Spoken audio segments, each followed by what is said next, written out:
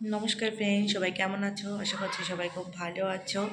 তো আমি আজকে একটা রেসিপি তৈরি করছি, গোবিন্দভোগ চালের পোলাও। তো ভাবলাম তোমাদের সঙ্গে একটু ভিডিওটা শেয়ার করি। তো এই কারণে তোমরা সবাই ভিডিওটা দেখতে থাকো।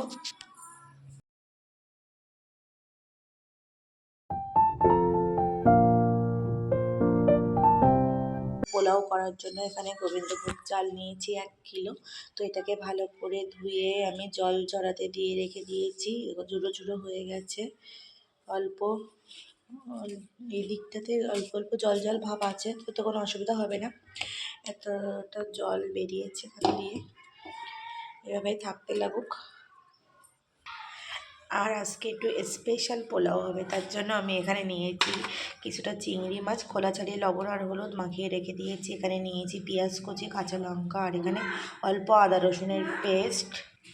আর এখানে নিয়েছি 1 কাপ নারকেলের দুধ। একটা গোটা নারকেল, ওটারে কুড়িয়ে পেস্ট করে যেটা থেকে ওটা হচ্ছে দুধ বেরিয়েছে, সেটাই দিয়েছি পুরোটা। 1 কাপ হয়েছে। তো এবার জলটা আমি মেপে দেবো, তার সঙ্গে এই যে 1 কাপ দুধটা রয়েছে এটাও কিন্তু ব্যালেন্স করে, যেহেতু 1 কিলো চাল আমার, তো সেখানে আমার 2 লিটার জল দিতেই হবে। আর এখানে আমি পেঁয়াজ ব্রেস্তা করে রেখে দিয়েছি। তো এবার পুরো রান্নাটা বসাবো, চলো। এখানে এই পাত্রেই আমি রাইস কুকারের যে বাটিটা থাকে ওটাতেই আমি রাইসটা রান্না করব, পোলাওটা। তো ওই কারণে এখানে ওই যে পেঁয়াজ ব্রেস্তা ভাজা যে তেলটা ছিল ওটা দিয়ে দিয়েছি। আর এখানে এলাচ, লবঙ্গ, দারচিনি নিয়ে নিয়েছি, দিয়ে দিলাম।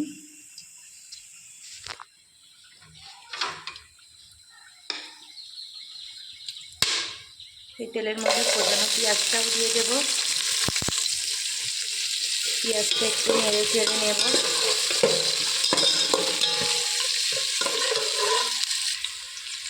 পেঁয়াজটা হালকা ব্রাউন কালার এসছে,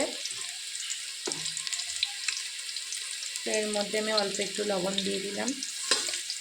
দিয়ে এখানে যে আদা রসুনের পেস্টটা রেখেছি ওটা দিয়ে দিলাম।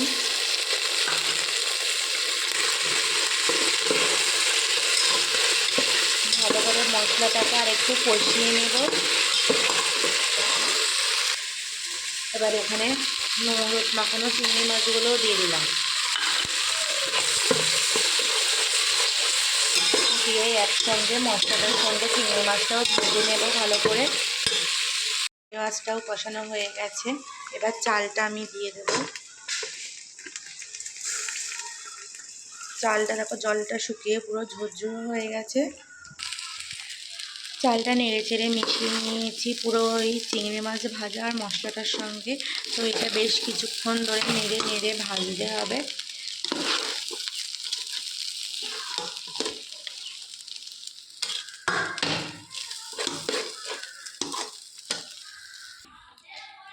এটা ভাজা হচ্ছে, তার মধ্যে এই রান্নাটার মধ্যে একটুখানি ঘি দিয়ে দিলাম।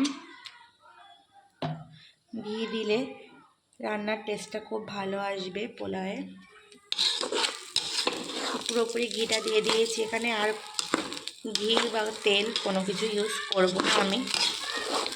তো এবার ভালো করে চালের সঙ্গে মিশিয়ে নেব। মিশিয়ে চালটা যত নেড়ে নেড়ে ভেজে আর কি ঝুড়ো ঝুড়ো করা যায়, ততই রাইসটা ঝুড়ো ঝুড়ো হয়, খেতেও খুব টেস্ট হয়।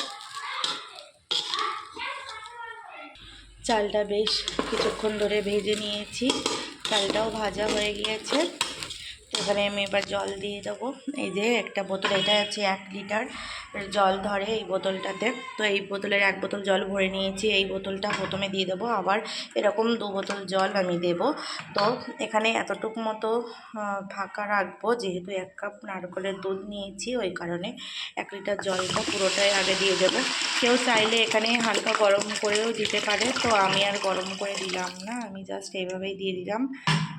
তো আর 1 বোতল জল আমি এখানে দেব। এই যে দেখো বোতলটা আমি ভর্তি করিনি, তো এতটুকু মতো আমি আন্দাজ করে দিয়েছি। যারা নতুন তারা একটু মাপ নিয়ে নিলে ভালো হয়। তো এই যে পুরো জলটা আমি দিয়ে দিলাম। একটু ফুটে গেলে তারপর আমি এই দুধটা দেব। এই যে রাইসের ভেতর যে জলটা দিয়েছিলাম অনেকটা জলটা টেনে নিয়েছে, ভাত উঠেছে। এবার এখানে এই যে 1 কাপ নারকেলের দুধটা আমি দিয়ে দিচ্ছি।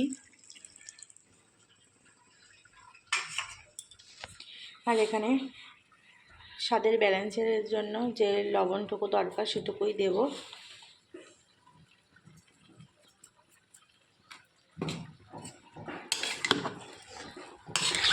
এবার এটা একটু নাড়িয়ে চাড়িয়ে দেবো। লবণ দিয়েছি যেহেতু, দুধটাও দিয়েছি, এখানে কোনো এক্সট্রা হলুদ আমি ইউজ করিনি।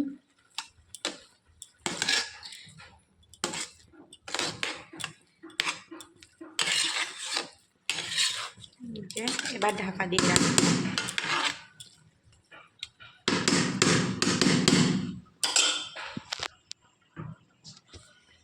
ঢাকাটা দিয়ে দিয়েছি, ঢাকাটা খুলে দিয়েছি, সামান্য একটুখানি চিনির দানা উপর দিয়ে ছড়িয়ে দিয়েছি, দিয়ে এই যে রাইসটাকে এপিট ওপিট করে উল্টে দেবো। এখন দেখতে মনে হচ্ছে যেন যে নরম নরম হয়েছে, কিন্তু এই কিছুক্ষণের রেখে দিলেই আর কি ঝুড়ো ঝুড়ো হয়ে যাবে রাইসটা।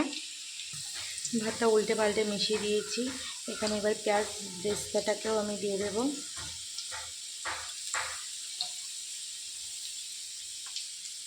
পেঁয়াজ বেরেস্তাটাও দিয়ে দিলাম, দিয়ে একদম গ্যাসের ফ্লেম লো দিয়ে রেখে দিয়েছি, দিয়ে আরও 5 মিনিট মতো কুক করে নিয়ে গ্যাসটা বন্ধ করে দেবো। 5 মিনিটও হয়ে গিয়েছে, এই যে গ্যাসটা বন্ধ করে দিয়েছি, কী সুন্দর একটা ফ্লেভার আসছে। তো এইভাবে ঢাকা দিয়ে রেখে দেবো। কিছুক্ষণ পর তোমাদেরকে প্লেটে সার্ভ করে দেখাবো কতটা রাইসটা আমার জুড়ো জুড়ো হয়েছে। এই যে রাইসটাও দেখো কী সুন্দর ঝরঝরে হয়েছে পুরো একদম। তো আমার ভিডিওটা কেমন লাগলো তোমরা অবশ্যই কমেন্ট করে জানিও। আর এই পোলাওটা খাওয়ার জন্য আমি এখানে মটন কষা করে নিয়েছি। তো তোমরা চাইলে এগ কষা কি চিকেন কষা যা হোক করতে পারো। তো আজকের ভিডিওটা এই পর্যন্ত। সবাই ভালো থেকো, সুস্থ থেকো, বাই।